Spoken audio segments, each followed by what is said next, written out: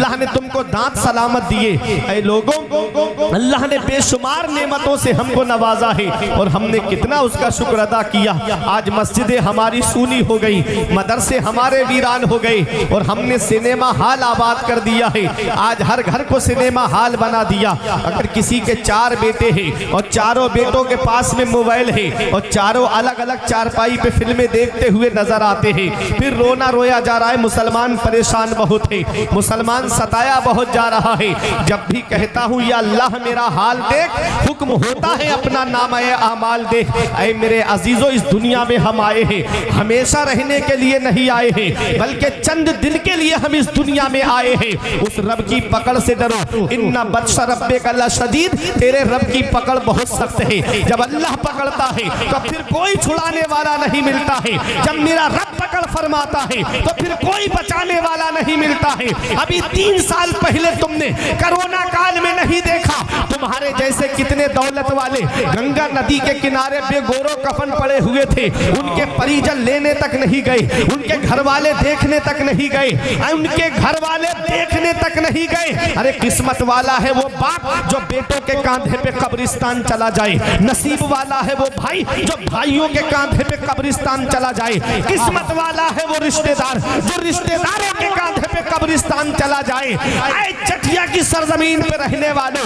हर एक का मरना बराबर नहीं होता, हर एक का दुनिया से जाना बराबर नहीं होता, हर एक के लिए रोया भी नहीं जाता है। जुआरी की मौत पे कौन आंसू बहाएगा, शराबी की मौत पे कौन आंसू बहाएगा, अय्याश की मौत पे कौन आंसू बहाएगा। कुछ ऐसे अल्लाह के बंदे हैं कि इधर उनका जनाजा उठता है, उधर हजारों लोगों की आंखों में आंसू होते हैं। एक जनाजा बरेली शरीफ की सरजमीन पर हुजूर ताजुल शरिया का उठा, हमने अपनी आंखों से देखा कि हजारों नहीं लाखों करोड़ों लोगों की आंखों में आंसू थे और हर आंख रो के कह रही थी, अख्तरे कादरी खुद में चल दिया, अख्तरे कादरी खुद में चल दिया, खुद वाह है हर कादरी के लिए। नारे तकबीर, नारे रिसालत, बस्ती बस्ती करिया करिया, अल्लामा मुफ्ती फुरकान मंजरी, इस्लाहे मुआशरा कॉन्फ्रेंस। बहुत अच्छा मुफ्ती साहब। हर एक का मरना बराबर नहीं होता,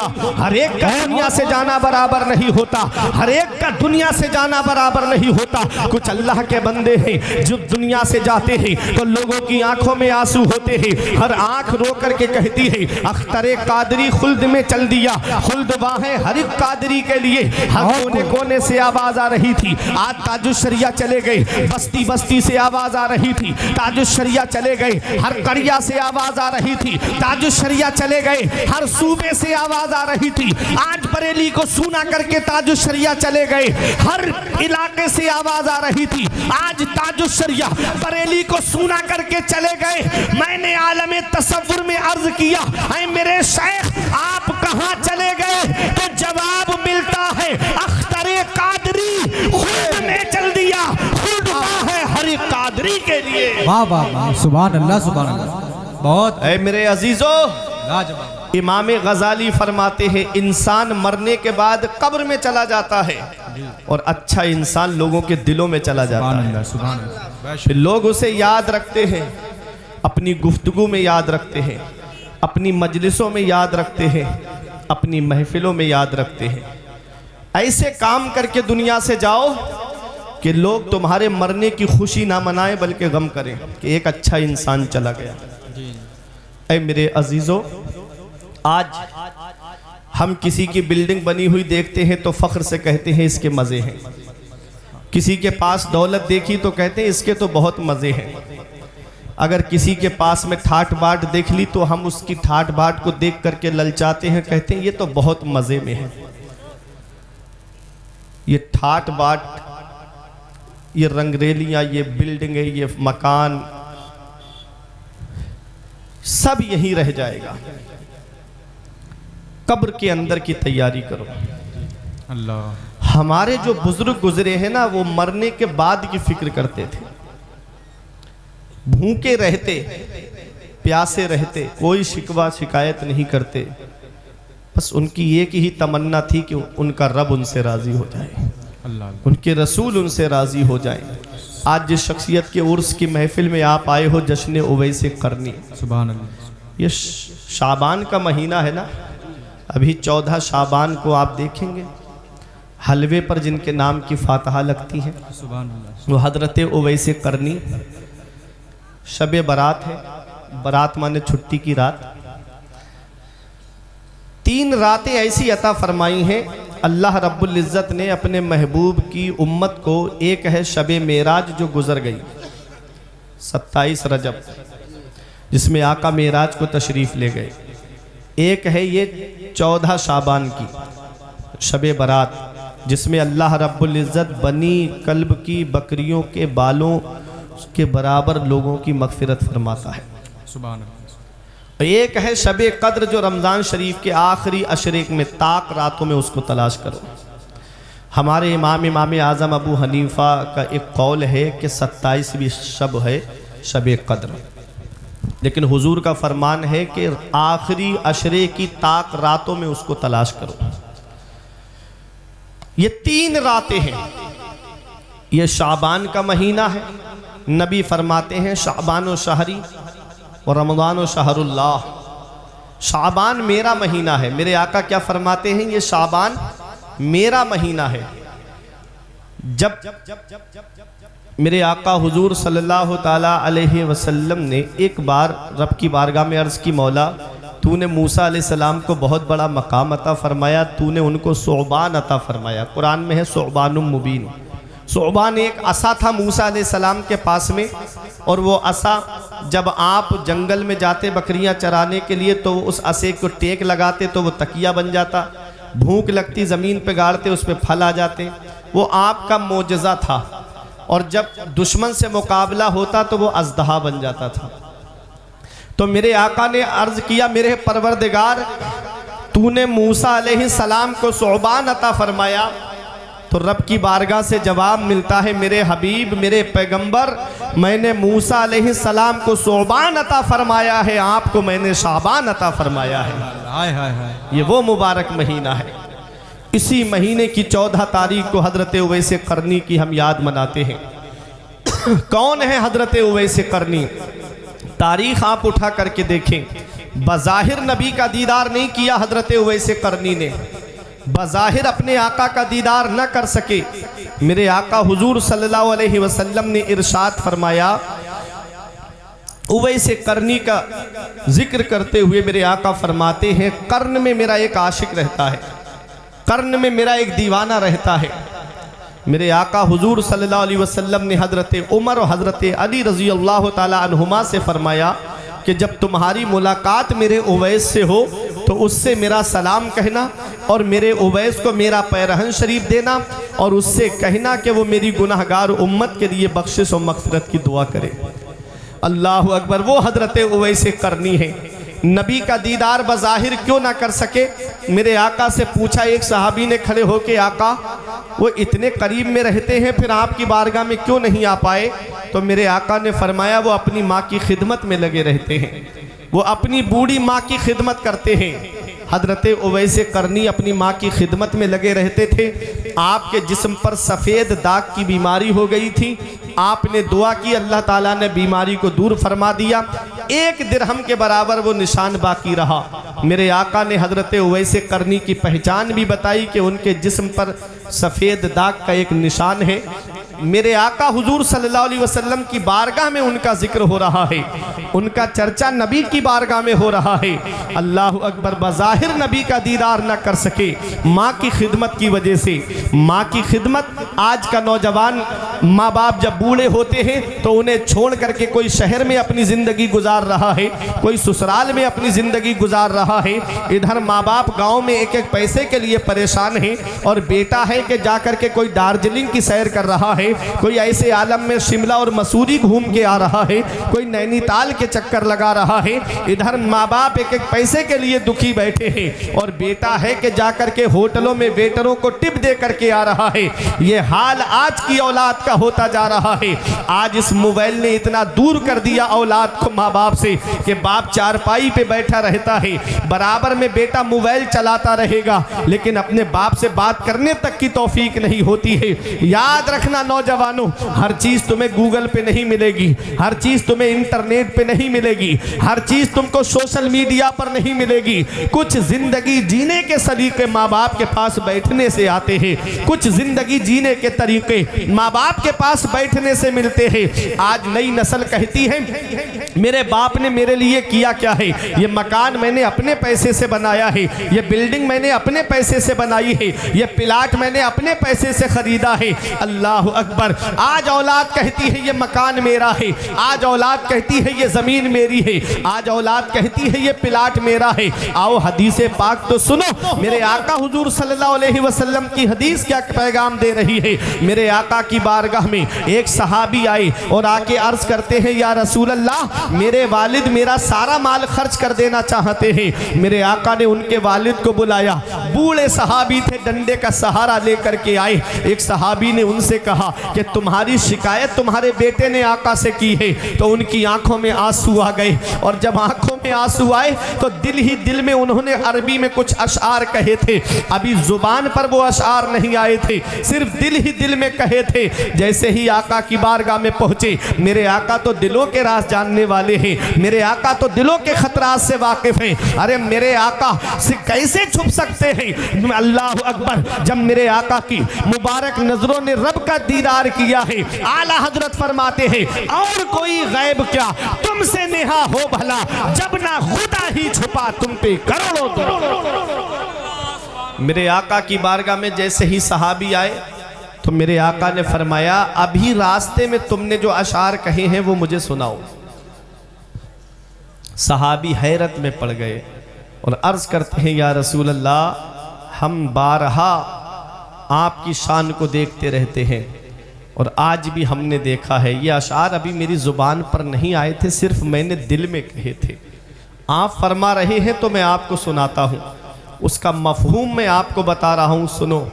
वो सहाबी रोते हुए कह रहे थे मेरे बेटे, जब तू पैदा हुआ था तो मुझे तेरी पैदाइश पर बड़ी खुशी हुई थी, और जब तू मेरा माल खर्च करता था, मेरे पैसे खर्च करता था, तो मुझको अफसोस नहीं होता था कि मेरा बेटा मेरे पैसे खर्च कर रहा है, मेरा ही तो बेटा है। अल्लाह अकबर। वो सहाबी कहते हैं मैं डरता था तेरी हिलाकत से, मुझे डर लगता था तेरी मौत से, कहीं मेरा बेटा मुझे छोड़ के ना चला जाए। आज मेरा बेटा कमाने लगा, थोड़े से पैसे उसके पास आ गए, तो उसने मेरी शिकायत आका की बारगाह में कर दी। मेरे आका हुजूर सल्लल्लाहु अलैहि वसल्लम ने जब उनके ये अशार सुने तो आका जलाल में आ गए। नौजवान सहाबी से आका फरमाते हैं अंता व मालुका ले अबी का, ए मेरे सहाबी तुझ पर भी तेरे बाप का हक है और तेरी जायदाद पर भी तेरे बाप का हक है। ये बाप है। कभी लगे नौजवानों के मेरे बाप ने मेरे लिए क्या किया है, तो एक बार उनके करीब बैठ करके उनके चेहरे की तरफ देख लिया करो। उनकी सफ़ेद दाढ़ी तुम्हें कुछ पैगाम देगी, उनके माथे की सिलवटें तुम्हें कुछ सबक देंगी, उनके हाथ की लकीरें तुम्हें कुछ पैगाम देंगी।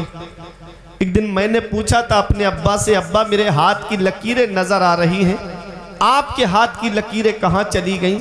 तो एक जवाब दिया था, बेटा तुम्हारी तकदीर बनाते बनाते हमारे हाथ की लकीरें मिट गई। बाप क्या नहीं करता अपनी औलाद के लिए, बाप कौन सी कुर्बानी नहीं देता अपनी औलाद के लिए, बाप कौन सी परेशानी नहीं उठाता अपनी औलाद के लिए। कभी तुम्हें लगे मेरे बाप ने मेरे ऊपर क्या एहसान किए हैं, तो एक पैगाम देता हूँ नौजवानों, ये रात के 2 बजे 3 बजे आप खुटार की तरफ चले जाना, या शाहजहांपुर की तरफ चले जाना, या गोला लखीमपुर की तरफ चले जाना। वहाँ रात में जब शिद्दत की नींद आती है 2-3 बजे के बाद में, तब तुमको कुछ लोग ऐसे मिलेंगे कि जो गलियों में ऑटो रिक्शा चलाते हुए मिलेंगे, कोई बस चलाता हुआ मिलेगा, कोई ट्रक चलाता हुआ मिलेगा, कोई 4 व्हीलर लेकर के रोड पे खड़ा होगा। क्यों?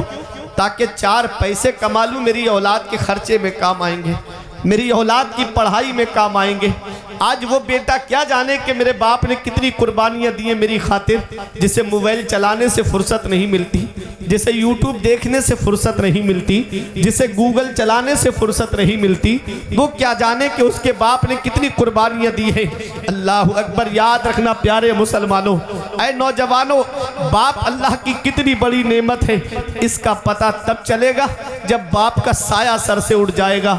जिस दिन बाप की चारपाई घर से उड़ गई, उस दिन एहसास होगा कि हम कितनी बड़ी नेमत से महरूम हो गए। जिस दिन माँ की चारपाई घर से उड़ गई, उस दिन पता चलेगा कि हम कितनी बड़ी नेमत से महरूम हो गए। आज जिस दौर में हम जिंदगी गुजार रहे हैं, ये दौर मिलावटी दौर कहलाता है। इसमें हर चीज में आपको मिलावट मिलेगी।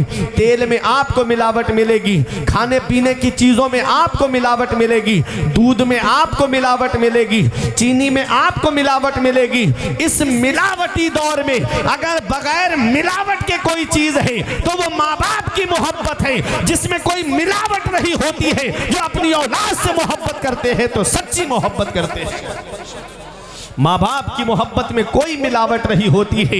इसीलिए शायर ने कहा था कि इस वक्त के बारे में तो सोचा भी न था, बेटों से ज़ईफ़ी में हुई ख़त्म रसाई, घर बार तो बांट लिए शौक से फुरकान, हिस्से में किसी के मगर माँ नहीं आई, वक्त ठुकरा देगा एक दिन मेरी सारी ये कुर्बानियाँ, दामने उम्मीद में फ़कत नाकामियाँ रह जाएंगी, शादियों के बाद बेटे तो अलग हो जाएंगे, बाप के हाथों में फ़कत बैसाखियाँ रह जाएंगी, बुढ़ापा क्या जवानी क्या ये बचपन बांट लेते हैं, न होकर दिल में गुंजाइश तो आंगन बांट लेते हैं, नहीं मंजूर हिस्से में किसी बेटे को अपनी माँ, मगर आपस में बूढ़ी माँ के कंगन बांट लेते हैं। ये हाल है आज की औलाद का। नौजवानों, तुम्हें क्या पता, ये रक्षा चलाने वाला एक बाप है, ये ट्रक चलाने वाला एक बाप है, ये दूसरों के खेतों में मजदूरी करने वाला एक बाप है। बेटा तो आराम से घर में सो रहा है, वो 3-3 मंजिल पे सर पे ईंटें लेकर के चल रहा है। ये एक बाप ही तो है, कोई दिल्ली कमाने के लिए जा रहा है। ये एक बाप ही तो है, कोई बेंगलोर कमाने के लिए जा रहा है। ये एक बाप ही तो है, कोई मुंबई कमाने के लिए जा रहा है। ये एक बाप ही तो है, कोई 3-3 साल के लिए सऊदी जा रहा है। ये एक बाप ही तो है जो सोचता है कि 4 पैसे जमा हो जाएंगे, मेरी औलाद के खर्चे में काम आएंगे, मेरी औलाद की पढ़ाई में काम आएंगे। अरे कोचिंग की फीसें भरने वाला एक बाप है, स्कूल की फीस भरने वाला एक बाप है, यूनिवर्सिटी की फीसें भरने वाला एक बाप है, स्कूल की फीसें भरने वाला एक बाप है। अरे डॉक्टर बनाने वाला एक बाप है, इंजीनियर बनाने वाला एक बाप है, प्रोफेसर बनाने वाला एक बाप है, मास्टर बनाने वाला एक बाप है, आलिम बनाने वाला एक बाप है, हाफिज बनाने वाला एक बाप है, कारी बनाने वाला एक बाप है। इसका पता तब चलता है जब बाप का साया सर से उड़ जाता है। जब तक बाप जिंदा होता है, औलाद को यह सहारा है कि मेरी पीठ पर मेरे बाप का हाथ रखा हुआ है। खानदान वाले भी मोहब्बत से बात करते हैं, रिश्तेदार भी मोहब्बत से बात करते हैं, पड़ोसी भी मोहब्बत से बात करते हैं। और जिस दिन बाप की चारपाई उड़ जाती है तो कभी जमीन के बंटवारे के नाम पे लड़ाइयाँ शुरू, कभी घर के बंटवारे के नाम पे लड़ाइयाँ शुरू। ये बाप है जो कितनी परेशानियां अपने ऊपर ले लेता है, लेकिन अपनी औलाद तक परेशानी पहुंचने नहीं देता। हमारे बुजुर्गों ने फरमाया, बाप आंगन में लगे हुए पेड़ की तरह होता है। जब शिद्दत की गर्मी पड़ती है, जब शिद्दत की धूप पड़ती है, आदमी पेड़ के नीचे बैठ जाए उसे आराम मिल जाता है। आदमी पेड़ के नीचे बैठ जाए उसे सुकून मिल जाता है। जब शिद्दत की गर्मी में आदमी पेड़ के नीचे बैठे उसे आराम मिल जाता है। हमारे बुजुर्गों ने फरमाया, बाप आंगन में लगे हुए पेड़ की तरह होता है जो खुद तो धूप में जलता रहता है लेकिन अपनी औलाद को साया पहुंचाता है, अपनी औलाद को छांव पहुंचाता है, अपनी औलाद को साया देता है। अल्लाह अकबर। ऐ जिया माँ बाप के साये की ना कदरी ना कर, ऐ जिया माँ बाप के साये की ना कदरी ना कर। धूप काटेगी बहुत जब ये शजर गिर जाएगा, और धूप कैसी भी हो साया नहीं खोने देता, राह कैसी भी हो बेबस नहीं होने देता। बेच के अपना लहू चाहे वो रोटी लाए, बाप औलाद को भूखा नहीं सोने देता। नारे तकबीर, नारे रिसालत, मसलके आला हजरत, जश्ने वैसे करनी, मुफ्ती फुरकान मंजरी, नारे हैदरी। तो ये बाप, वाह वाह क्या बात है, ये माँ बाप है, अल्लाह की बहुत बड़ी नेमत है।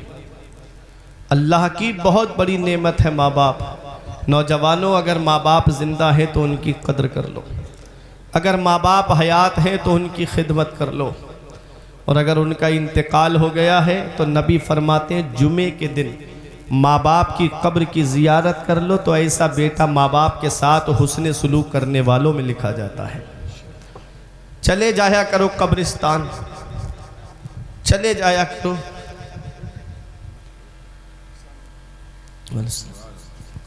चले जाया करो कब्रिस्तान।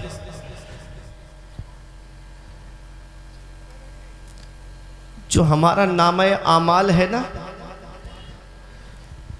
ये जुमे के दिन रब की बारगाह में पेश होता है, और जुमे रात को आका की बारगाह में पेश होता है। और पीर के दिन अगर माँ बाप का इंतकाल हो गया है तो कब्र में उनके सामने पेश होता है। देखो तुम्हारी औलाद ये कर रही है। जुमेरात को आका की बारगाह में पेश होता है। कितनी जुमेरात निकल गई, हमने मस्जिद का चेहरा नहीं देखा। कितने जुमे निकल गए कि हम दुनिया में मस्त होके रह गए और अल्लाह की इबादत करने का हमको मौका नहीं मिला। कब्रिस्तान ऐसे नौजवानों से भरा पड़ा है जो कहते थे मौलाना साहब कल फजर से नमाज पढ़ने आएंगे।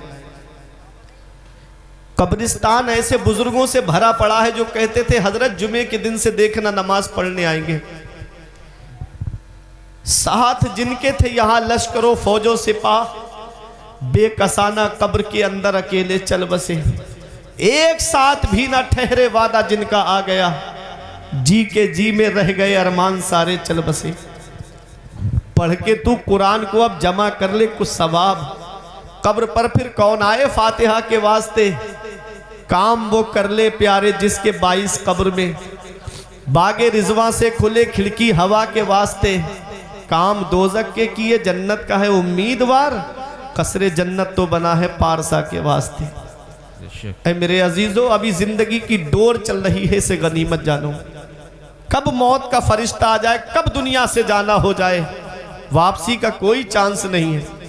अच्छे अमल कर लो, नेक अमल कर लो, अल्लाह की इबादत करके दुनिया से जाओ, मुत्तकी बन के दुनिया से जाओ, परहेजगार बन के दुनिया से जाओ। ऐ मेरे अजीजों, कभी एक चक्कर कब्रिस्तान का लगा लिया करो। देखो वहाँ तुमसे ज़्यादा दौलत वाले लेटे, वहाँ तुमसे ज़्यादा पैसे वाले लेटे, वहाँ तुमसे ज़्यादा सरमाए वाले लेटे हैं, वहाँ तुमसे ज़्यादा हसीनो जमीन लेटे।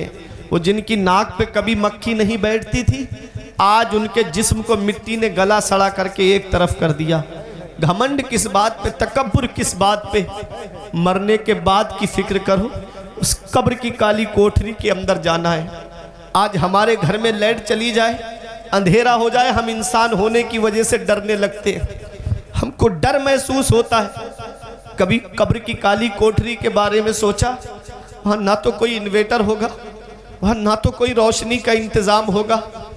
आज अगर हल्की सी चूंटी हमारे कान में चली जाए, पूरी रात नींद नहीं आती हमको। कब्र की कीड़े मकोड़ों के बारे में सोचा? एक दिन कब्रिस्तान में फातिहा पढ़ने के लिए बरसात के मौसम में गया। मेरे वालिद का इंतकाल हो गया, 2 साल हो गए, अल्लाह उनकी मगफिरत फरमाए। जब मैं पहुंचा कब्रिस्तान तो वहां सीमेंट का एक कालम बना हुआ था। बारिश की वजह से कीड़े ऊपर आकर के उस कालम पे जमा हो गए थे। देख करके जिस्म में झुरझुरी आने लगी। मैं सोच में पड़ गया कि ये सारे कीड़े जमीन के नीचे हैं। जब इंसान जमीन के नीचे जाता होगा तो उसके जिस्म का क्या हाल होता होगा। ऐ लोगों, कभी एक बार तन्हाई में जाकर के जब शाम को घर पर जाओ ना, तो एक बार कमरे में अकेले लेटना, लाइट बंद कर देना और आंख बंद करके एक तसव्वुर करना, आंख बंद कर लेना और सोचना कि मैं मर चुका हूं, मैं दुनिया से जा चुका हूं। मेरा वो कीमती लिबास जो कई शोरूम घूम के मैं खरीद के लाया था, वो उतर भी नहीं रहा है, कैंची से काट करके उसे उतारा जा रहा है। फिर तसव्वुर करना, सोचना कि मुझे गुस्ल के तख्ते पे लिटा दिया गया, अब मुझे गुस्ल दिया जा रहा है। फिर तसव्वुर करना कि अब मुझे कफन पहनाया जा रहा है।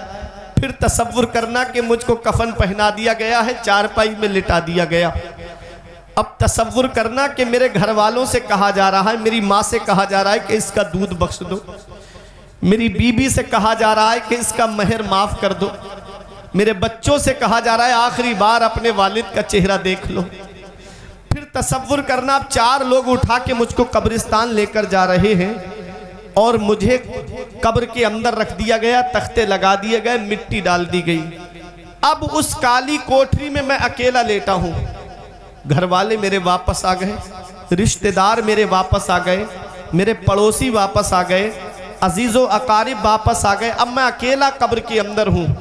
अब मुझे अपना हिसाब देना है, अब मुझे कब्र के अंदर जवाब देना है।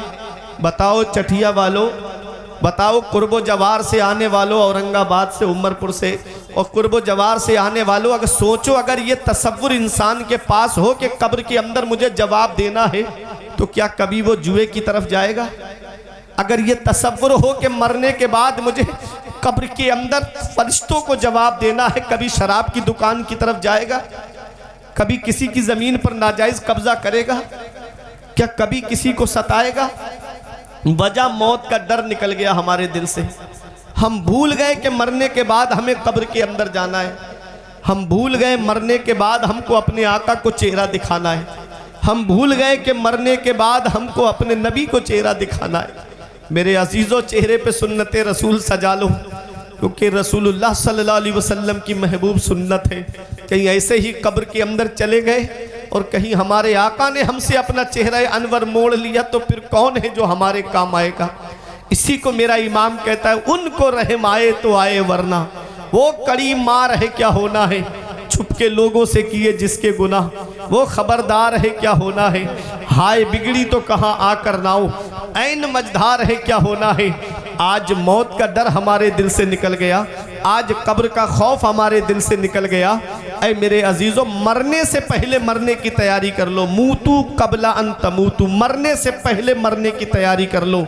जहाँ बाप बेटे के काम नहीं आता है, जहाँ रिश्तेदार रिश्तेदार के काम नहीं आता है, जहाँ पड़ोसी पड़ोसी के काम नहीं आता है, वहाँ मदीने वाले मुस्तफ़ा अपने गुनाहगार उम्मतियों के काम आते हैं। मेरे आका अपने आशिकों के काम आते हैं। इस हाल में दुनिया से जाओ कि इधर जनाजा उठे तो उधर इमाम साहब कहे गद्दारे मुस्तफ़ा का नहीं, वफादारे मुस्तफ़ा का जनाजा जा रहा है, आशिके रसूल का जनाजा जा रहा है। और इस हाल में जाओ, ये कहते हुए जाओ, ये नाज ये अंदाज हमारे नहीं होते, दामन में अगर टुकड़े तुम्हारे नहीं होते, बेदाम ही बिक जाइए बाजारे नबी में। इस शान के सौदे में खसारे नहीं होते, मिलती ना अगर भीख हुजूर आपके दर से, इस ठाट से मंगतों के गुजारे नहीं होते। नारे तकबीर, नारे रिसालत, मसलके आला हजरत खतीबे हिंदुस्तान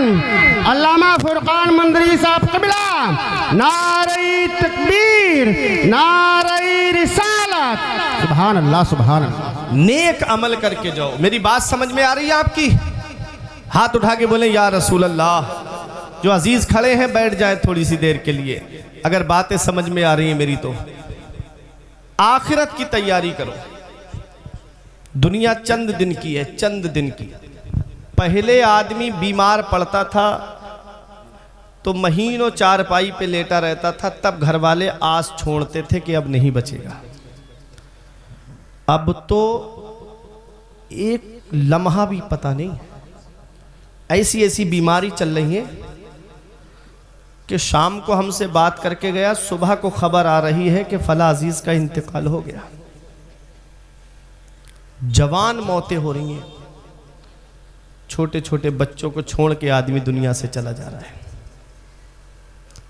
ये अचानक आने वाली मौतों से भी इबरत हासिल नहीं करते हम, ये अचानक आने वाली मौतों से भी नसीहत हासिल नहीं करते हम।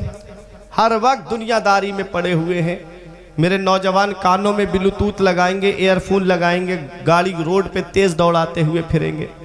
कभी सोचा है ये गाने सुनते हुए दुनिया से चले गए और आंख कब्र में जाकर खुली तो कौन है जो तुम्हारे काम आएगा? और रात रात भर मोबाइल की स्क्रीन पे फिल्में देखने वालों, अगर फिल्म देख करके सो गए और आंख कब्र में जाकर खुली तो कौन है जो तुम्हारे काम आएगा? कभी तसव्वुर किया, कभी सोचा नहीं सोचा। ये मोबाइल का काम क्या है? मोबाइल का सिर्फ 2 काम है मोबाइल के। रात में आदमी जब लेटता है, सोता है, तो मोबाइल के सिर्फ 2 काम है। रात में फ़ोन आएगा तो या तो खुशी की खबर होगी या गम की खबर होगी।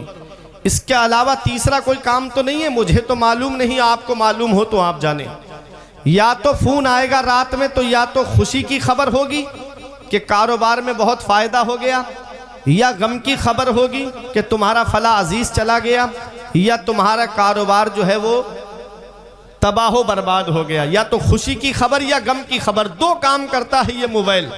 आदमी दिन भर काम करके आए, थका हारा हो, जब बिस्तर पे लेट जाता है, सो जाता है, तो रात में अगर फोन आ जाए तो आंख खुल जाती है।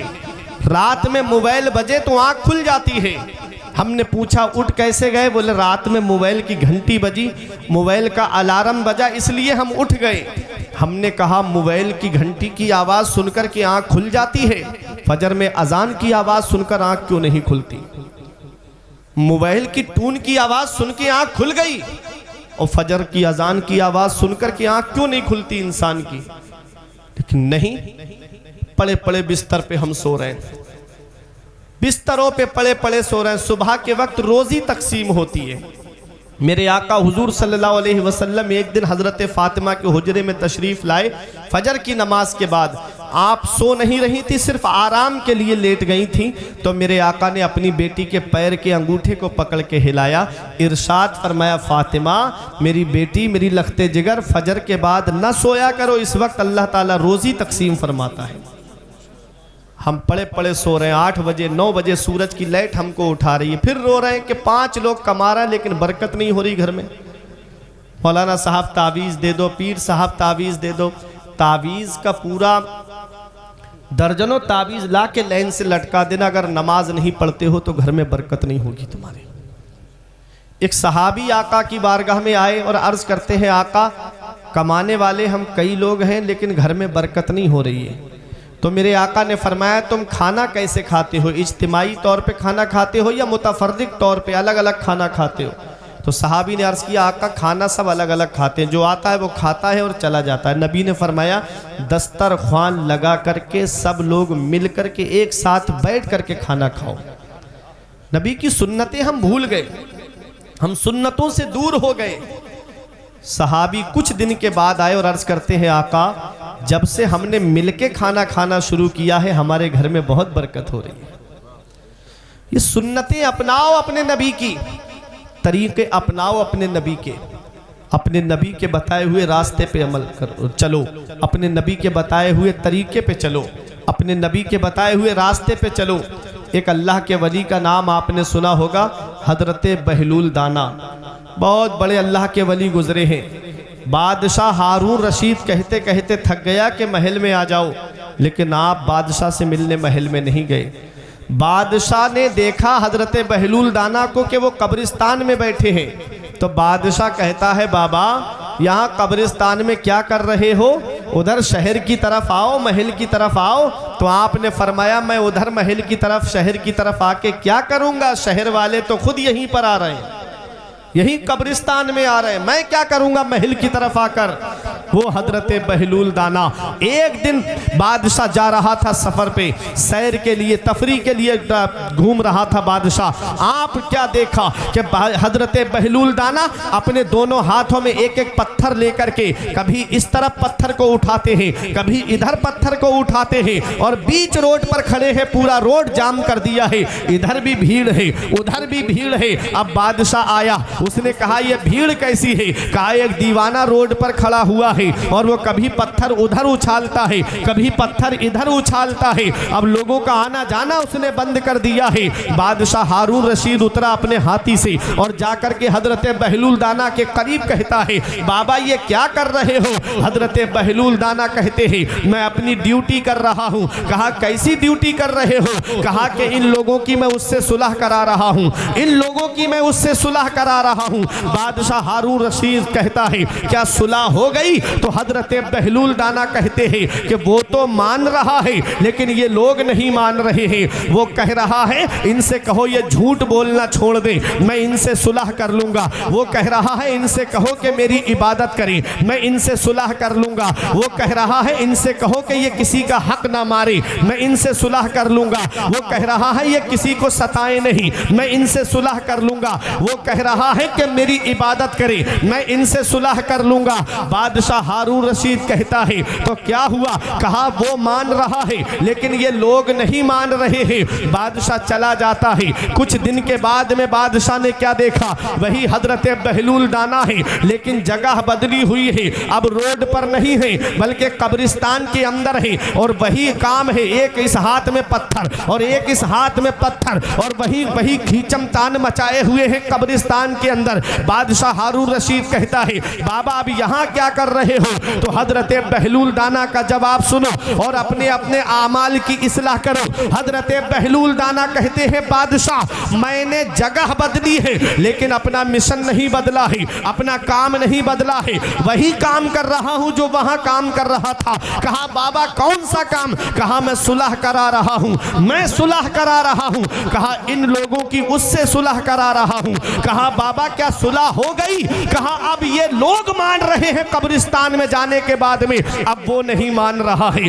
अब ये मान रहे हैं, वो नहीं मान रहा है। ऐ मेरे अजीजों अभी जिंदगी की डोर चल रही है, अभी जिंदगी की सांसें चल रही है। अपने आमाल की इस्लाह कर लो, झूठ बोलना छोड़ दो, मेरा रब तुमसे राजी हो जाएगा। सताना बंद कर दो, मेरा रब तुमसे राजी हो जाएगा। आलिमों की तौहीन करना छोड़ दो, मेरा रब तुमसे राजी हो जाएगा। इमामों की बेइज्जती करना छोड़ दो, मेरा रब तुमसे राजी हो जाएगा।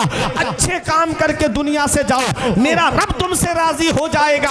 ये दुनिया चंद दिन की है। ऐ मेरे अजीजों इस हाल में दुनिया से जाओ कि इधर जनाजा उठे, उधर इमाम साहब कहे पांचों वक्त की नमाज पढ़ने वाले का जनाजा जा रहा है, कुरान पढ़ने वाले का जनाजा जा रहा है, आशिके रसूल का जनाजा जा रहा है। जब इस हाल में जाओगे तो यही कहा जाएगा लहिद में इश्के रुखे शह का दाग लेके चले, अंधेरी रात सुनी थी चराग लेके चले। नारे तकबीर, नारे रिसालत, मसलके आला हज़रत, उलमाए अहले सुन्नत, जश्ने उवैसे करनी। नारे तकबीर, नारे रिसालत। सुभान अल्लाह। तो दुनिया की ठाट बाट पे नहीं मरना है, अल्लाह को राजी करना है, उसके रसूल को राजी करना है। आज हजरत उवैसे करनी से मोहब्बत का दावा करने वालों, देखो हजरत उवैसे करनी कौन है। जिक्र नबी की बारगाह में हो रहा है, चर्चा नबी की बारगाह में हो रहा है और आपके दुनिया में ज़िंदगी गुजारने का तरीका देखो। शान हजरत उवैसे करनी की, अरे भाई जन्नत के दरवाजे पे रोक दिया जाएगा उवैसे करनी को। अर्ज करेंगे मौला मुझे क्यों नहीं जाने दिया जा रहा है जन्नत में? आवाज आएगी अकेले मत जाओ उवैस, अपने नबी की उम्मत की शफात करो और उसको अपने साथ जन्नत में लेकर जाओ। बोलो मोहब्बत से सुभान अल्लाह। वो है हजरत उवैसे करनी। अल्लाह अकबर। आज हमारा लिबास फट जाए, हमारे कपड़े फट जाएं, हम बजाज की दुकान पे जाते हैं, नया लिबास खरीदते हैं। हजरत उवैसे करनी का जब लिबास फट जाता तो किसी कपड़े वाले की दुकान पे नहीं जाते थे, बल्कि जहाँ कूड़ा करकट पड़ता था वहाँ जाते थे और वहाँ से कोई पुराना कपड़ा मिलता उसे धोते, पाक करते और उसका पेबंद लगा करके अपने लिबास में रखते थे। मकाम जन्नत के दरवाजे पर रोक दिए जाएंगे। शान देखो उवैसे करनी की के जिक्र नबी की बारगाह में हो रहा है और जिंदगी जीने का तरीका देखें आप उवैसे करनी का। आज हमें भूख लगती है, हम खाना खाने ढाबों में जाते हैं, होटलों में जाते हैं, अपने घर पे ताज़ा खाना बनवा के खाते। हजरत उवैसे करनी को भूख लगती तो आप तालाबों की तरफ जाते थे, जहाँ लोग सब्जी बेचने वाले तालाब में सब्जी धोते थे तो कुछ पत्ते पड़े रह जाते थे, उन पत्तों को खा करके गुजारा करते थे। हजरत उवैसे करनी उन पत्तों को खा करके गुजारा करते थे। अल्लाह अकबर। खजूर की गुठली पर नमक लगा करके चूस करके उससे पानी पी करके अपना गुजारा करते थे। जब तक माँ जिंदा रही तो आप कर्न में रहे, मोहब्बत थी नबी से, प्यार था नबी से, तड़पते थे नबी की मोहब्बत, रोते थे आका की मोहब्बत में। बू जहल बड़ा बदकिस्मत था, मैं खाने में रहा महरूम रहा, बिन देखे उवैसे करनी ने पी इश्क नबी का जाम लिया। अल्लाह अकबर। वो हजरत उवैसे करनी, माँ ने जब बेचैनी ज़्यादा देखी, माँ ने तड़प ज़्यादा देखी तो कहा बेटा क्या ज़्यादा याद आ रही तुझे अपने आका की? तो कहा हाँ अम्मी। तो माँ ने कहा बेटा ऐसा करना, मेरे लिए सामान ज़रूरत का रख देना और मैं तुझे इतने पहर की इजाज़त देती हूँ बेटा, इससे ज़्यादा वक्त ना लगे और तू जा और अपने आका का दीदार करके आ जाना। अल्लाह अकबर। वो हजरत उवैसे करनी जब इजाज़त मिली ना माँ की तरफ से तो दौड़ते हुए जा रहे थे आका की बारगाह की तरफ।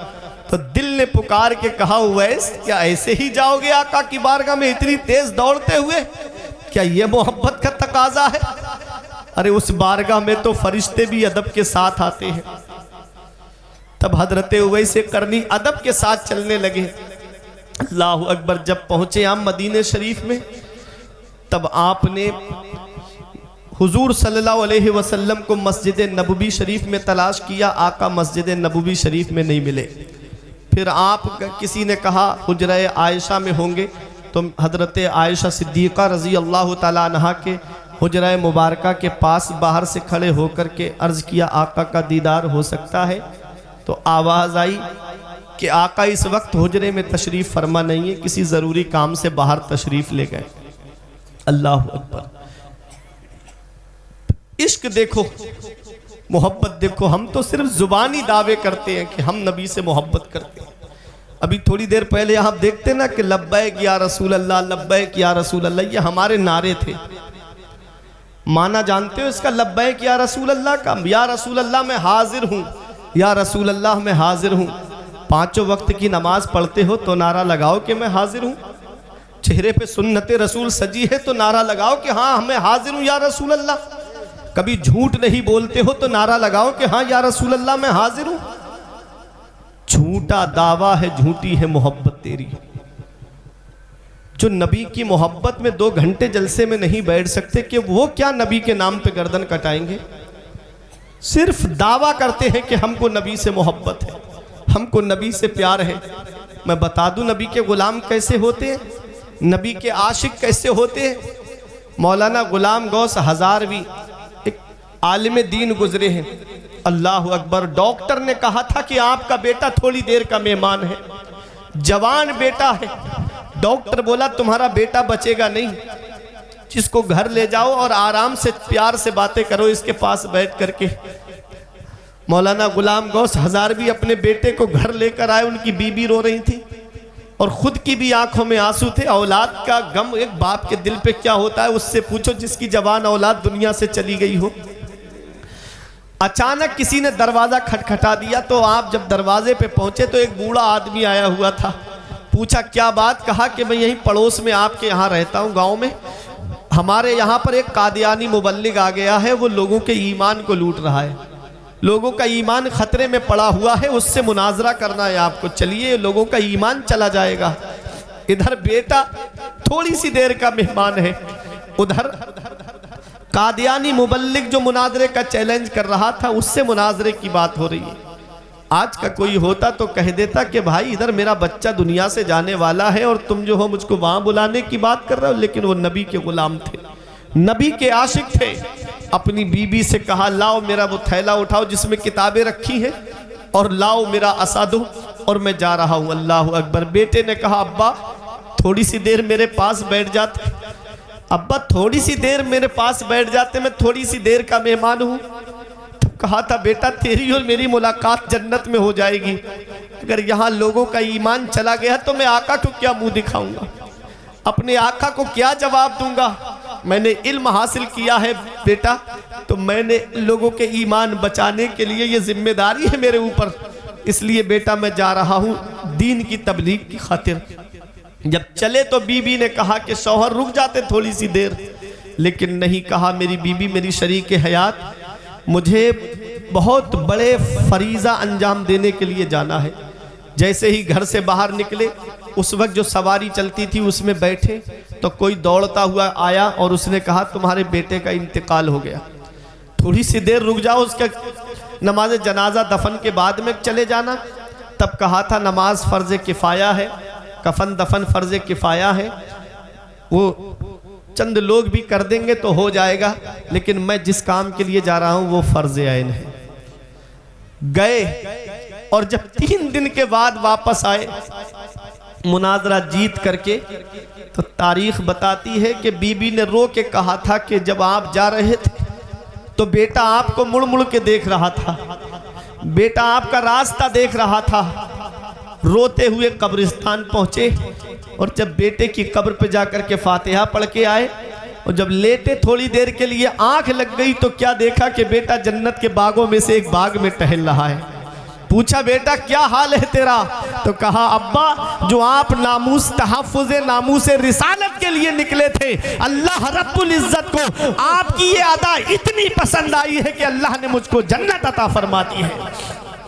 ये है नबी की सच्ची मोहब्बत, ये है नबी का सच्चा इश्क। तभी तो मेरा इमाम कहता है उन्हें जाना उन्हें माना न रखा गैर से काम, उन्हें जाना उन्हें माना न रखा गैर से काम, लिल्लाहिल हम्द में दुनिया से मुसलमान गया, लिल्लाहिल हम्द में दुनिया से मुसलमान गया। नबी की मोहब्बत देखनी है, नबी से इश्क देखना है, नबी से सच्चा प्यार देखना है तो हजरत उवैस करनी को देखो। हजरत उवैस करनी बेचैन हो जाते हैं जब नबी का दीदार नहीं होता है। माँ से जो वादा करके आए थे वो वक्त पूरा होता जा रहा है, वहाँ से वापस आ गए, आंखों में आंसू थे। जब निकले मदीने शरीफ से मेरे आका तशरीफ लाते हैं, इरशाद फरमाते हैं आयशा क्या कोई आया था? अर्ज करती है हाँ या रसूल अल्लाह एक आए थे, उन्होंने मुझे अपना नाम नहीं बताया, मैंने पूछा अपना नाम तो बताओ, तो कहते मेरा नाम आका को मालूम है, मेरे आका मेरे बारे में जानते हैं। मेरे आका ने इरशाद फरमाया मेरा उवैस आया था, मेरा उवैस आया था। अल्लाह अकबर, वो हजरत उवैस करनी है। हजरत उवैस करनी की जब माँ का विसाल हो गया तब आपने कर्न को छोड़ दिया, कोई एक जगह मुकर्रर नहीं की, जगह जगह अल्लाह की इबादत करते रहते थे, जगह जगह अल्लाह रब्बुल इज़्ज़त की इबादत करते थे। ढूंढने वाले उनको ढूंढते लेकिन आप उनको मिलते नहीं थे। अल्लाह अकबर, कौन उवैस करनी है? आओ जरा देखो, जब आप हजरत उमर फारूक आजम का दौरे खिलाफत आता है तो आपने हज के मौके पे तमाम हाजियों से फरमाया कोई हाजी अरकान हज अदा करने के बाद जाए नहीं, मुझे ज़रूरी बात करनी है। तमाम हाजी ठहर जाते हैं बुकुबैस पहाड़ी के नीचे। हजरत उवैस करनी के ताल्लुक से उमर फारूक आजम में पूछ रहे हैं, तमाम हाजी बैठ जाएं। वो हाजी खड़े रहे जो यमन से आए हैं, यमन के हाजी खड़े हो गए, वो डर रहे हैं हमको क्यों खड़ा किया जा रहा है। आप फरमाते हैं अब यमन के हाजी बैठ जाएं, वो खड़े रहे जो यमन में कर्न से आए हैं। अल्लाह अकबर, कर्न से एक बूढ़ा शख्स खड़ा होता है, ये हजरत उवैस करनी का चचा था।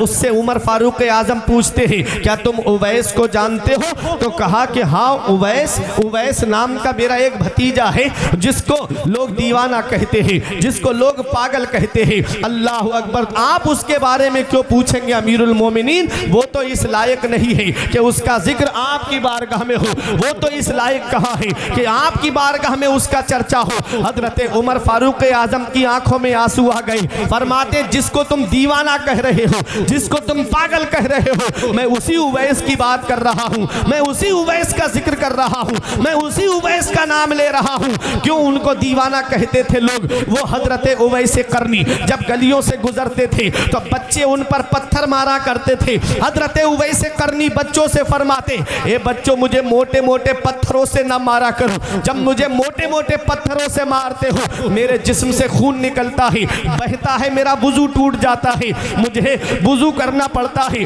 मुझे छोटे छोटे पत्थरों से मारा करो ताकि मुझे चोट लगे लेकिन मेरा वुजू ना टूटे। अल्लाह अकबर, वो हजरत उवैस करनी, खौफे खुदा का आलम देखिए उनका कि हजरत उवैस करनी जब गलियों से गुजरते तो कुत्ते भौंकते थे उनके ऊपर, कभी कुत्तों को जवाब नहीं दिया चठिया वालों उवैस करनी ने। एक दिन जवाब दिया कुत्तों को और कहा है कुत्तों मेरे ऊपर भौंका ना करो, अभी तुम नहीं जानते हो कि मैं तुमसे तुमसे बेहतर हूँ या तुम मुझसे बेहतर हो। हजरत उवैस करनी फरमाते हैं, ऐ कुत्तो सुनो, अगर कल पुल सिरात में पार नहीं कर पाया तो तुम मुझसे बेहतर हो, और अगर मैं पुल सिरात पार कर गया तो कुत्तों मैं तुमसे बेहतर हूँ।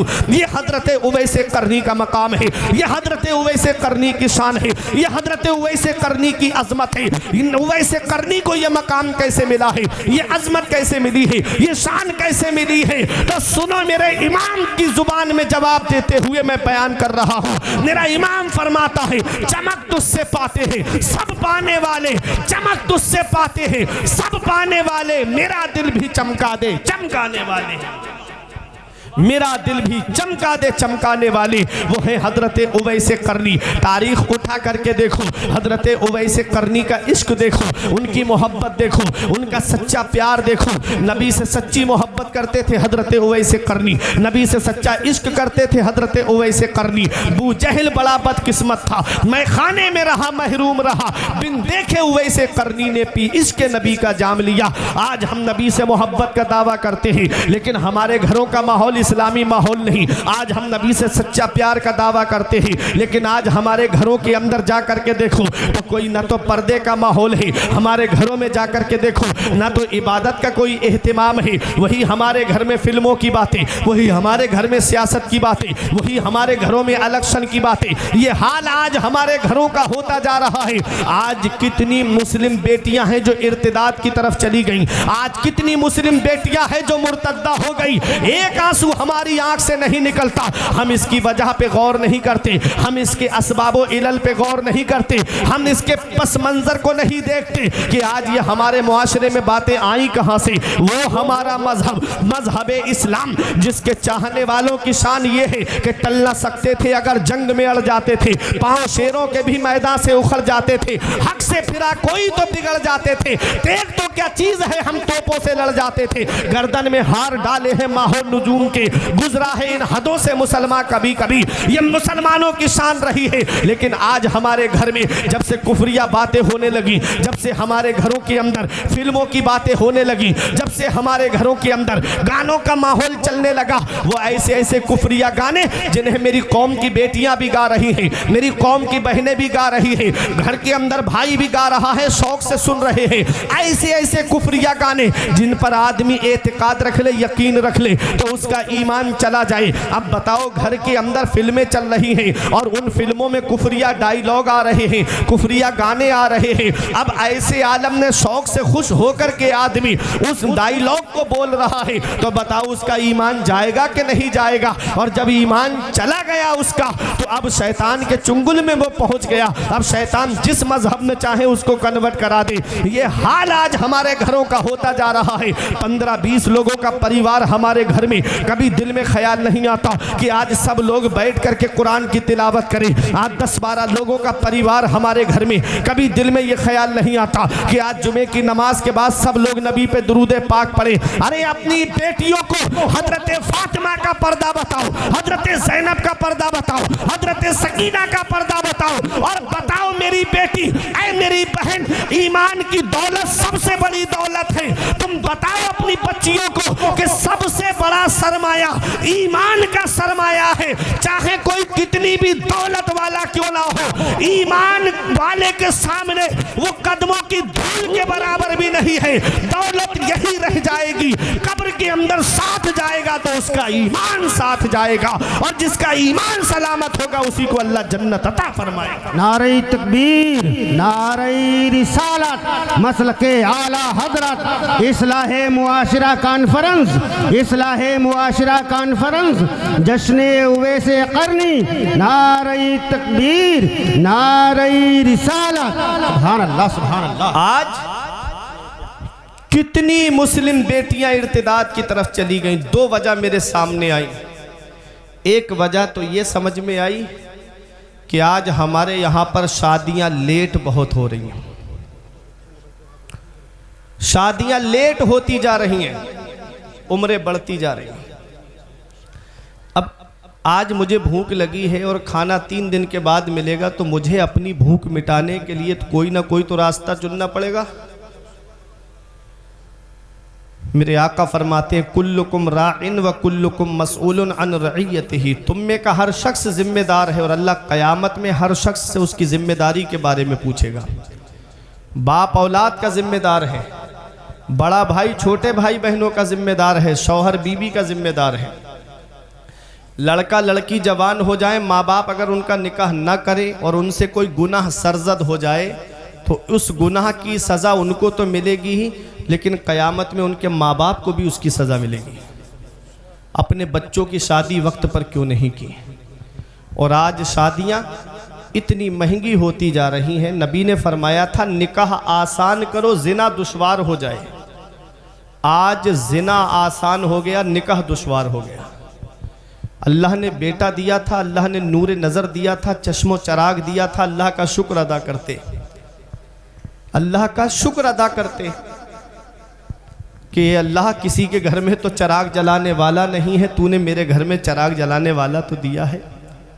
लेकिन हुआ क्या, जब वो जवान हुआ तो ऐसा लगता है जैसे कि बेटा क्या मिला है, कुदरती भीख मांगने का लाइसेंस मिल गया। बेटा क्या मिला, कुदरती भीख मांगने का परमिट मिल गया। इसकी शादी करूँगा तो कोई ऐसी मामूली घर में नहीं करूँगा, किसी बड़े घर में रिश्ता करूँगा।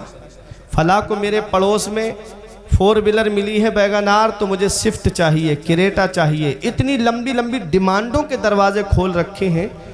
बाप दादा ने मेहनत की कमाई से टूटी साइकिल नहीं ली और इनको गाड़ी और इनको शादी में कार चाहिए। ये आज हाल है हमारे मुआशरे का। ये आज हमारा मुआशरा तबाही के उस दहाने पे पहुंच गया है। मुझे बताओ, अगर जहेज में आपको 4-5 लाख रुपए मिल भी गए तो वो कितने दिन तक चलेंगे? अरे 1 साल चलेंगे, 2 साल चलेंगे, 3 साल खा लोगे, 4 साल खा लोगे, कितने साल तक चल जाएंगे वो पैसे? क्या किसी के देने से पूरा हुआ है? कोई इंसान किसी इंसान को क्या देता है? आदमी सिर्फ वसीला है, खुदा देता है। कोई इंसान किसी इंसान को क्या देता है? आदमी सिर्फ वसीला है, खुदा देता है। अल्लाह देगा तब हमारे घर का गुजारा होगा, उसका रसूल देगा तब हमारे घर में पूरा होगा। किसी इंसान के देने से कुछ नहीं होता। और किसी का दिल मत दुखाना। मौलाना रूम फरमाते अज हजार हा काबा यकदिल बेहतरस्त, दिल बदस्त आबुर के हज अकबरस्त। किसी मुसलमान का दिल रख लेना, किसी मुसलमान का टूटा हुआ दिल जोड़ देना, ये हज अकबर है। अल्लाह बड़े वाले हज का सवाब अता फरमाता है। लेकिन आज हम दिल तोड़ने जोड़ने का सबब नहीं बल्कि तोड़ने का सबब बनते जा रहे हैं। आज जिसके घर में 2-3 बेटियां हैं, उस गरीब को रात में नींद नहीं आती। रातों में उठ उठ करके रोता है, मौला कहाँ से इतने पैसे इकट्ठे करूं, कहाँ से मंगनी के नाम पर कैश इकट्ठा करूं, कहाँ दिखनौर के नाम पर कैश इकट्ठा करूं, कहाँ शादी में जहेज के नाम पर कैश इकट्ठा करूं। और शादी अगर कैसे कर भी लेता है ना वो गरीब, तो शादी के बाद में बच्चा हो जाए तो फिर छोचक में फला को ये सामान चाहिए, फला को ये सामान चाहिए। एक बेटी की शादी में इतना कर्ज हो जा रहा है उस गरीब आदमी पर कि और बेटियों के बालों में चांदी उतर आ रही है, बाल सफ़ेद पड़ने लगते हैं, लेकिन उनकी शादी का नंबर तक नहीं आता। ये हाल है आज हमारे मुआशरे का। अल्लाह अकबर। जब मुस्लिम बेटियां अपने बिस्तरों पे आंसू बहाती होंगी तो क्या मेरे नबी को तकलीफ नहीं पहुंचती होगी? क्या पैगंबर इस्लाम को तकलीफ नहीं पहुंचती होगी? अरे मेरा नबी तो वो है, जंगे बदर में 70 कैदी गिरफ्तार करके लाए गए। सगे चचा उसमें कैदी बन करके आए थे मेरे आका के। उनके बंद सबके पीछे पीछे कस के बंधे हुए थे। कोई जेल नहीं थी मुसलमानों की, मस्जिद नबवी के सहन में लिटा दिया गया उनको। मेरे आका थोड़ी देर आराम के लिए लेटे तो उनके कराहने की आवाज़ नबी के मुबारक कानों में पहुंची। तो मेरे आका बाहर तशरीफ लाए, अपने सहाबा से फरमाया, मेरे सहाबा इनके बंद खोल दो, इनके कराहने से मुझे तकलीफ पहुंच रही, इनके रोने से मुझे तकलीफ पहुंच रही।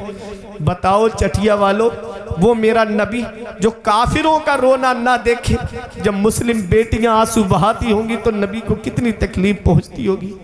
आज जहेज की वजह से जब बहुओं को परेशान किया जा रहा होगा तो मेरे नबी को कितनी तकलीफ पहुंचती होगी। कोई इंसान किसी इंसान को क्या देता है? आदमी सिर्फ वसीला है, खुदा देता है। इन अहसनतुम लिअनफुसिकुम व इन असातुम फलहा। रब कुरान में फरमाता है अच्छा करोगे तो अच्छाई तुम्हारे लिए है, और अगर बुरा करोगे तो इसका वबाल भी तुम्हारे ऊपर है। आज जो तुम्हारे घर में बहू बनकर आई है वो किसी की बेटी भी है, किसी की बहन भी है। आज अगर तुम किसी की बेटी किसी की बहन को परेशान करोगे तो कहीं ऐसा ना हो कि तुम्हारी बेटी तुम्हारी बहन जब किसी दूसरे के घर में ब्याह करके जाए तो कहीं उसको परेशानी ना उठाना पड़े। ऐ मेरे अजीजों, एक पैगाम है मेरा, ये जहेज की लंबी लंबी डिमांडों के दरवाजे बंद कर दो। जो तुम्हारी किस्मत में है वो तुमको मिलेगा। मौला अली शेर खुदा फरमाते हैं किस्मत का रिस्क इंसान को ऐसे तलाश करता है जैसे मरने वाले को मौत तलाश करती है। ये मौला अली शेर खुदा का फरमान है। तो मेरे अजीजों, कोई इंसान किसी इंसान को क्या देता है? आदमी सिर्फ वसीला है, खुदा देता है। एक साहब मुझसे बोले मौलाना मुझे मोटरसाइकिल चाहिए शादी में, मैं मांगी हुई गाड़ी पे बैठूंगा। मैंने कहा परेशान मत हो, मेरे साथ में चलो मस्जिद में। जुमे में 1 जुमा 2 जुमा 3 जुमा तकरीर करूंगा, और ऐसी तकरीर करूंगा तुम मस्जिद के दरवाजे पे रुमाल बिछा के बैठ जाना। 3 जुमों में इतने पैसे इकट्ठे कर दूंगा कि एक मोटरसाइकिल तुम्हारे लिए आ जाएगी। आंखें चढ़ा के मुझसे कहते हैं मौलाना क्या तुमने मुझे भिखारी समझ रखा है? क्या तुम मुझे भिखारी समझते हो? हमने कहा अरे नादान, भिखारी सिर्फ उसे नहीं कहते जो कटोरा लेके दरवाजे दरवाजे मांगता हुआ फिरे। भिखारी सिर्फ उसे नहीं कहते जो चौखट चौखट मांगता हुआ फिरे। भिखारी सिर्फ उसे नहीं कहते अरे जो झोली फैला करके दुकान दुकान मांगता हुआ फिरे। भिखारी उसे भी कहते हैं जो जहेज की लिस्ट बना करके ससुराल के दरवाजे पे मांगता हुआ फिरे, जो जहेज की लिस्ट बना करके ससुरालियों से मांगता हुआ फिरे। मैंने कहा अरे नादान, मैं मांगने से मना नहीं करता, मांगना मोमिन की शान है, लेकिन इन दुनिया वालों से क्या मांगता है? ये 1 लाख 2 लाख दे भी देंगे तो 1-2 हफ्ते में खत्म हो जाएंगे, 1-2 महीने में खत्म हो जाएंगे। मैं मांगने से मना नहीं करता, मांगना मोमिन की शान है, लेकिन कहाँ मांगना चाहिए ये मुझसे मत पूछो, ये नकीब अहले सुन्नत कारी आरिफ रजा से मत पूछो, ये इन उलमाए किराम से मत पूछो, ये अतहर जमाली से मत पूछो, अरे ये शाहजी मियाँ से मत पूछो। अरे चलो बरेली शरीफ चलते हैं, आला हजरत से पूछते हैं ऐ मेरे इमाम हम मांगे तो कहाँ मांगे, कौन हमें देगा?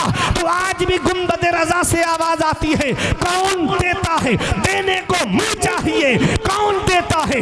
देने को मुँह चाहिए। देने वाला है सच्चा हमारा नबी। नारे तकबीर, नारे रिसालत, मसलकी आला हजरत उलमाए अहले सुन्नत खतीबे हिंदुस्तान अल्लामा फुरकान रजा मंदरी साहब क़िबला।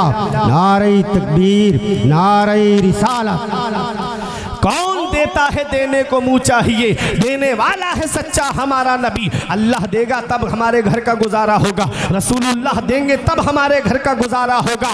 एक आले रसूल से सैयदजादे से हातिम ताई के पोते ने कहा कि मेरा दादा वो है जो 7 दरवाज़ों से बांटता है, और बांटने की शान ये है कि लेने वाला एक दरवाजे पर लेके दूसरे पे आ जाए तब भी देता है, तीसरे पर आए तब भी देता है, चौथे पर आए तब भी देता है, 7 दरवाजों पर बारी बारी आ जाए तो मेरा दादा मना नहीं करता है, ये उसकी सखावत है तब भी देता है। तो आले रसूल ने कहा, सैयदजादे ने कहा अरे वो तेरा दादा है दादा जो 7 दरवाजों से बांटता है, तब भी साइल का सवाल पूरा नहीं होता है, उसकी ख्वाहिश पूरी नहीं होती है। एक दरवाजे से लेकर के 7 पे बारी बारी आता है तब भी ख्वाहिश पूरी नहीं होती है। अरे मेरा नाना वो है जो एक दरवाजे से बांटता है, एक चौखट से बांटता है, और बांटने की शान ये है कि मांगने वाला एक बार मेरे नाना की चौखट पर आ जाए कयामत तक किसी के सामने हाथ नहीं फैलाता है। वाह क्या जूदो करम है सहेबत हा तेरा, वाह क्या जूदो करम है सहेबत हा तेरा, नहीं सुनता ही नहीं मांगने वाला तेरा, नहीं सुनता ही नहीं मांगने वाला तेरा। वही रब है जिसने तुझको हमतन करम बनाया, हमें भीख मांगने को तेरा आस्था बताया। तुझे हम्द है खुदाया, तुझे हम्द है खुदाया। तो मांगना है अल्लाह से मांगो, मांगना है रसूलुल्लाह से मांगो। अल्लाह देगा, उसका रसूल देगा, तब हमारे घर का गुजारा होगा। कोई इंसान किसी इंसान को क्या देता है? आदमी सिर्फ वसीला है, खुदा देता है। तो जब बच्चों की शादी करो तो ये जहेज़ की लिस्ट बना करके नहीं मांगना है, बल्कि कहना है कि अल्लाह का दिया हुआ मेरे घर में सब कुछ है, बस एक बेटी की कमी है जो तेरे घर लेने आया हूँ। जब ये जुमला बोलोगे ना तो आने वाली बहू तुमको सास ससुर का नहीं बल्कि अपने माँ बाप का दर्जा देती हुई नज़र आएगी। होता क्या है कि उसे जहेज़ के नाम पर उसके बाप को, माँ को खून के आंसू रुलाए जाते हैं। यही वजह है कि 1-2 हफ्ता नहीं गुजरता बहू अपना चूल्हा अलग कर लेती है। अब ये साहब परेशान फिर रहे हैं कि मौलाना साहब कोई आमिल बता दो, कोई मौलाना बता दो, कोई पीर साहब बता दो, मेरा बेटा मेरे हाथ से चला गया। हमने कहा क्या हुआ? बोले उस पर मेरी बहू ने करा दिया, अब वो अपने कब्ज़े में कर लिया है उसने।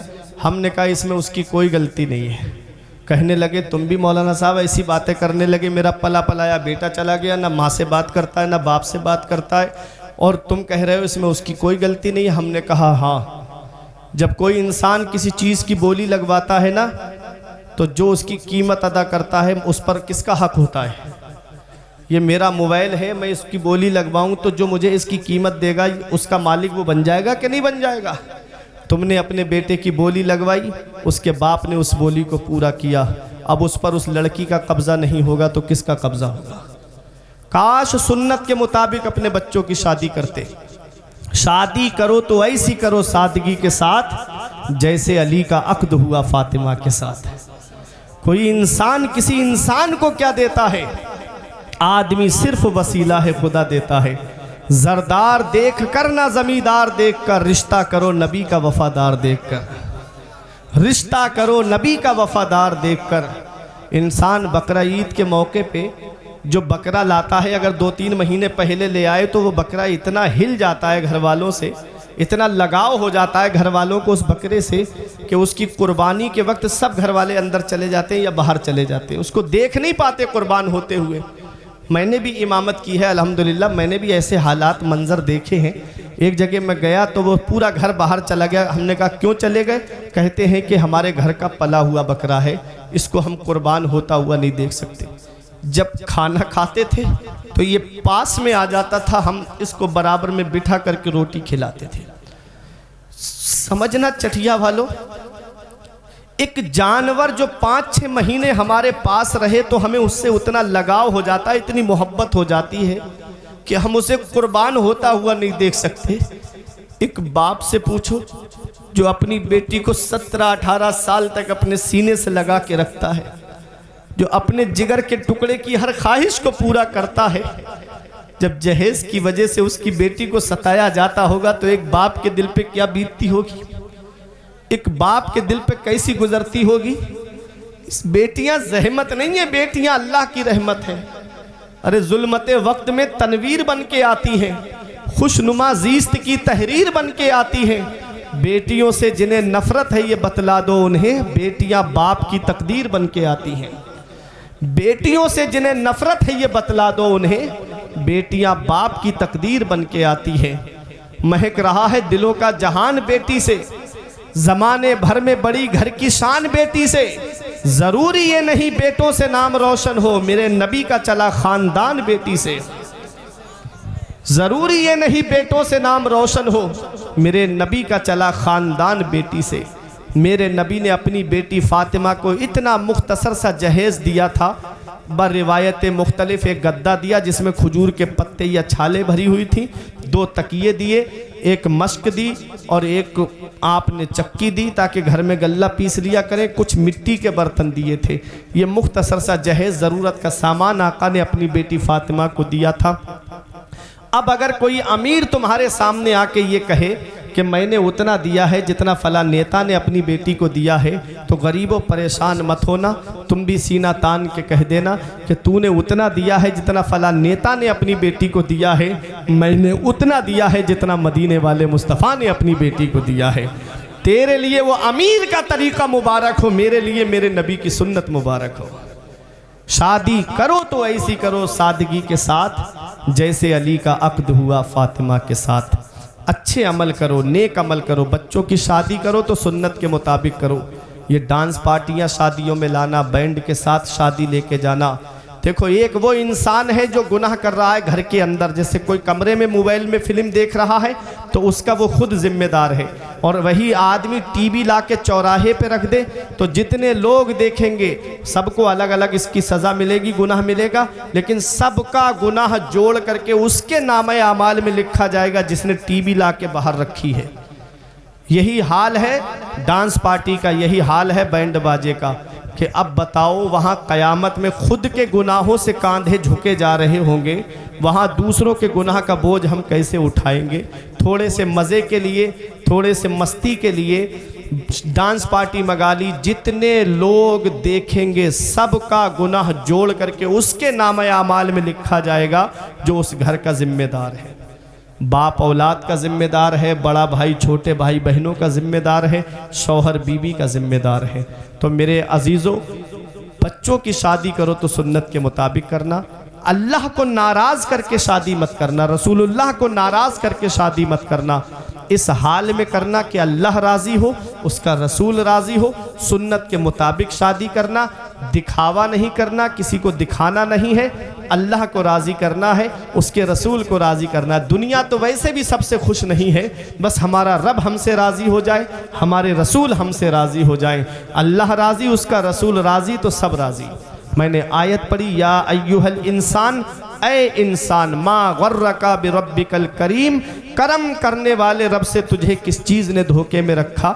अल्लज़ी खलक़का फसव्वाका फ़अदलक, वो अल्लाह जिसने तुझे पैदा किया तो तुझ में कोई कमी नहीं रखी, बराबर इंसाफ फरमाया। फ़ी अय्यि सूरतिन मा शाअ रक्कबक, अल्लाह ने जिस सूरत में चाहा उसमें तुझे तरकीब दिया।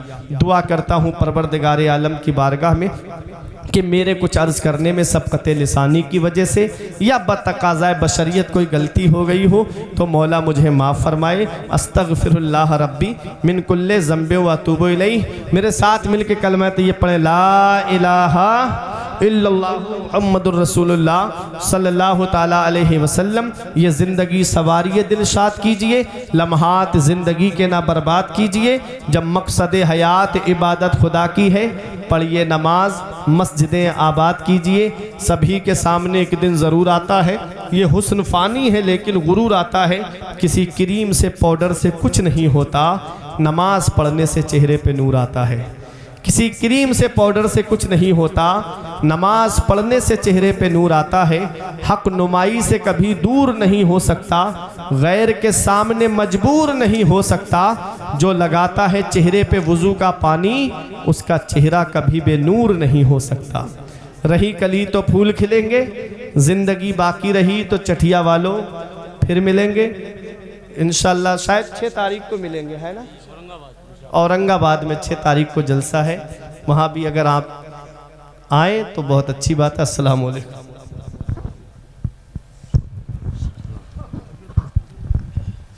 लौट के मगरिब से सूरज फिर